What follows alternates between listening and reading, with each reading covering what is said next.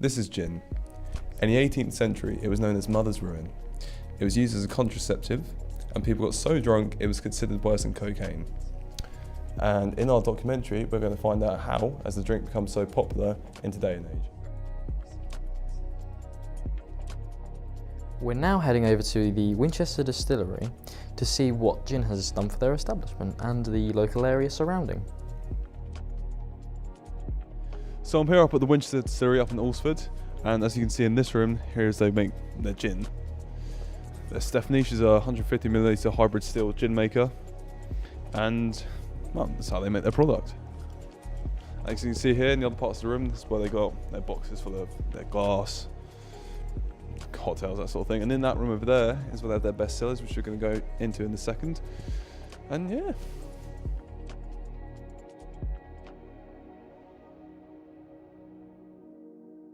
Can you tell me about Winchester Distillery? Yeah, the Winchester Distillery launched in 2014. We were the first craft distillery to launch in Hampshire. And we launched with our first product, which was Twisted Nose Gin. That uses local watercress as one of its main ingredients, so it's a real point of difference. Can you tell me how that's made with gin?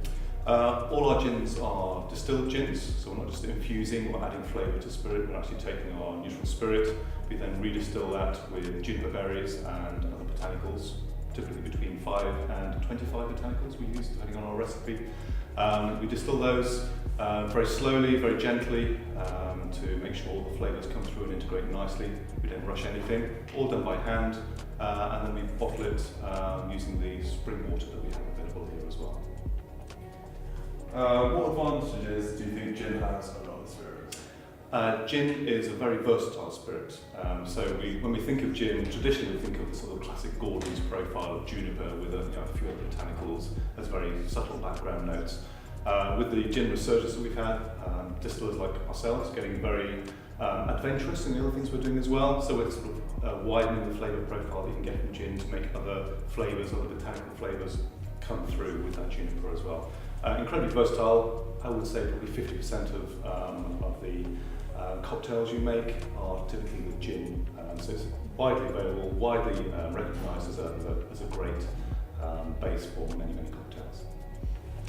Why do you think gin has become so popular and why its image has changed to more clubbing drinks for young people? I think gin's popularity has grown for a number of reasons. I think a lot of it has come through from the craft distilling industry in the States. They're probably 10 years or so ahead of us. Popular culture as well, programs like Sex and the City, Mad Men, etc. This idea of 1920s cocktails has really come back into the fore. Also in the UK, with the changes in the laws of distilling to allow craft distilling, which came through about 10 years ago, obviously opened up a huge potential market then for new distillers like ourselves to enter. 10 years ago, it wouldn't have been possible to actually open a distillery. So that's obviously really accelerating the rate of change in the spirits industry in the UK especially. Do you think gin has become more popular due to the versatility and range of its cocktails? Most definitely, yeah. I think with the flavour profiles of gin now being so broad compared to 10, 20 years ago, that versatility is really giving rise to new flavours, new cocktails, new ingredients being put together to create something quite innovative. So I think cocktail makers around the UK, around the world, are really getting into gin and creating completely new cocktails based on what they can find, these new gins that have launched. And will the gin industry continue to grow, or do you think it's reached its peak? I think we've got a few years of growth available yet. I think the figures from last year show that we're still up 50% year on year in terms of growth. Our sales are growing all the time as well. There will come a point, as there always will, when it will no longer be fashionable. Something else will take its place.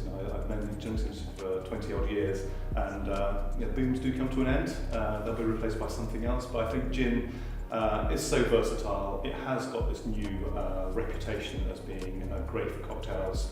I don't think it's going to go away overnight. I think we've got a long-term future yet. Thank you very much. Well, Thank you. Okay. You were great. Thank you. That was great, yeah. So after that interview, we'll be travelling to Clifford Brown's in Knoll to find out why they brought out their gin menu, as it's only been recent that they've done that. So I'm here at Clifford Brown's brasserie in Knoll Village, and we're basically going to get an interview with one of the gin bar people to find out what the drink has done for their business. So let's go in.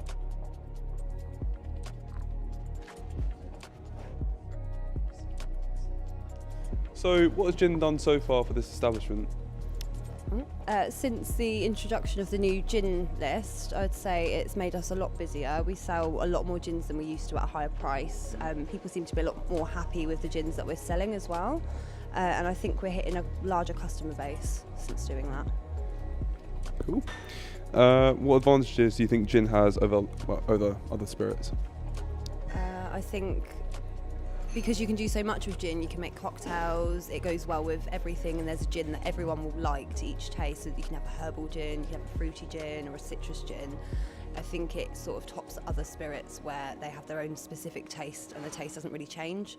So like vodka always tastes like vodka. It doesn't really change. People aren't wanting a really expensive vodka as such, whereas if you love gin, people will buy a more expensive gin because you can really taste the difference. So I think that's probably the big difference. All right.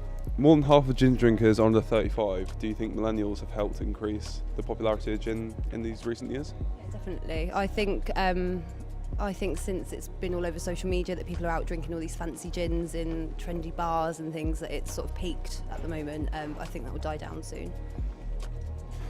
Do you think gin has become more popular due to the versatility and range of its cocktails? Yeah, I think so. I think because you don't have to put so much in it. It's just a gin and tonic with some fruit in it, really. So it's not as such a cocktail, but people believe they're getting a cocktail. So I think that's part of it. What was your most popular cocktail? Our most popular cocktails, all of the fruity ones, all the fruity gins that we do. We sell probably more of those, probably twice as much of those as the other ones. And I think that's because it tastes more like a classic cocktail rather than a gin taste. What would you say is more of a classic cocktail compared to a sort of a fruity cocktail? Rather than a fruity one? Yeah.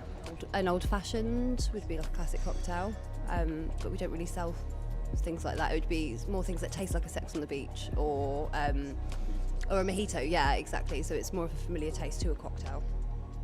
Right. Is gin a popular drink sold here compared to others? Yeah, we probably sell 4 times as much gin as we do any other spirits, I think. That's a lot. Yeah, it's a lot. And that is since we've introduced the new Gin Perfect Serve menu. So before that we weren't selling half as much, but now we're selling loads more. Right, and one last one. What do you think the future holds for gin?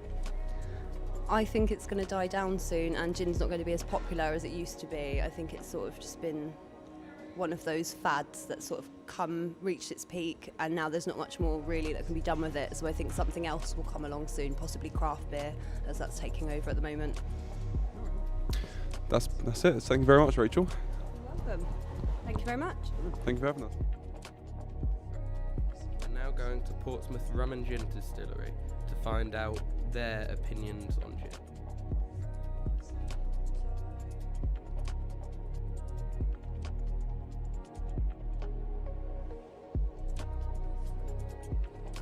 So, how do you think gin has become so popular in recent years?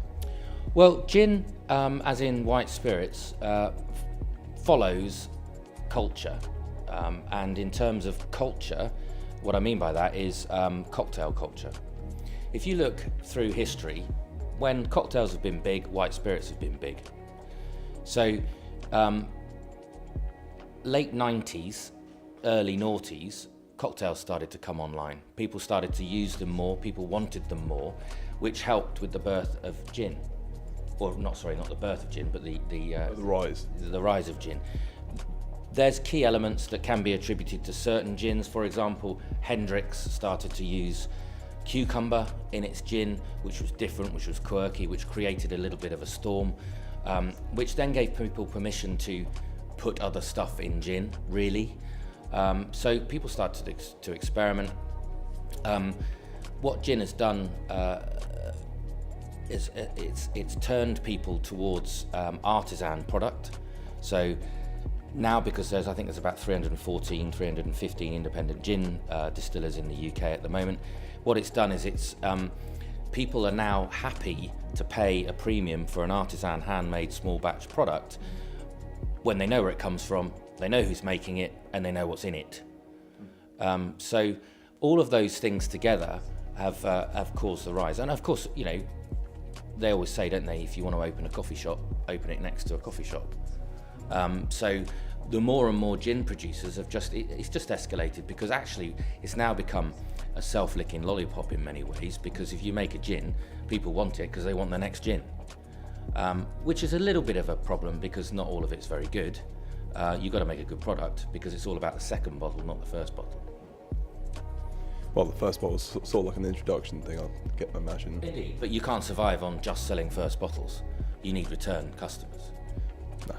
Well, I've noticed, well, as you said, that rum's your passion. How does gin like sell here compared to rum? Is it any more popular, or is it more of an even? It sells exactly as we expected it to. We probably sell 2/3 gin to rum, and that's exactly what we would expect. For the reasons I touched on earlier, which is that, you know, an artisan white rum is not yet really understood. We're still, when I say we, I'm talking about the industry, we're still building that category, and we're still building that market really. And once that market does get a little bit bigger, then the rum sales will come up and probably be in parity with gin. But that, who knows when that will happen. Well, because gin is a trend that is obviously very popular at the moment. Do you think that it will continue to withstand the test of time, or do you think that it will slowly die down, like 10 years to come?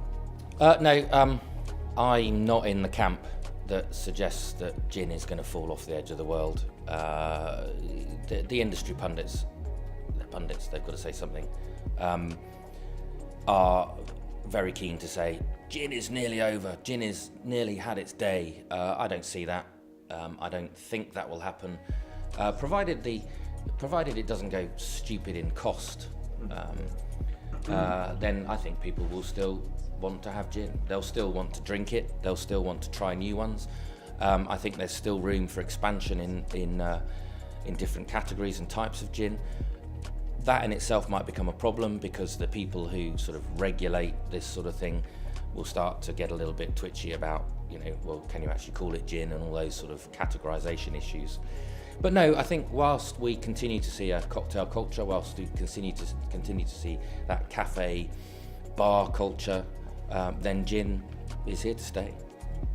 Well, thank you very much.